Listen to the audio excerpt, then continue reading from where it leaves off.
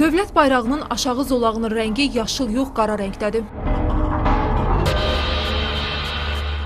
Paytaxtın Suraxanı rayonu Yeni Günəşli qəsəbəsində yerləşən 275 nömrəli tam orta məktəbin həyətinə vurulan lövhədə dövlət bayrağının rəngi düzgün göstərilməyib. Bayrağın aşağı zolağı yaşıl əvəzinə qara rəng ilə boyanıb. Bu isə şagirdlərin çaşqınlığına səbəb olur.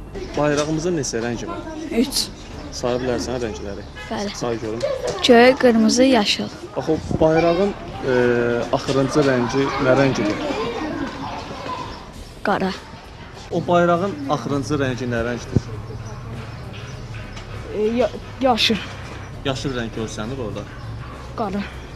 Məsələ ilə bağlı məktəbin direktoru Elmira İsmailova deyir ki, məktəbin həyətində olan lövhəyə vurulan bayraq təmir zamanı Bakı Şəhər Mənzil Kommunal Təsərrüfat Birliyi tərəfindən verilib. Hətta bayrağın rəngi ilə bağlı bir neçə valideyn məktəbə şikayət də edib. Biz dövlətimizin atributlarını bilirik ki, dövlətimizin atributları məktəb üçün əsaslı, dövlətimiz üçün də əsaslı.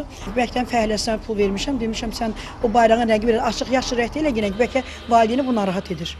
Yeni dəyişiləcək. Bakı Şəhər Mənzil Kommunal Təsərrüfat Birliyinin mühəndisi Razim Həsənov isə Xəzər xəbərə bildirdi ki, departament tərəfindən adı çəkilən məktəbə bayraq verilməyib. Bakı Şəhər üzrə Təhsil İdarəsindən isə faktın araşdırılacağı və problemin tezliklə aradan qaldırılacağı bildirilib.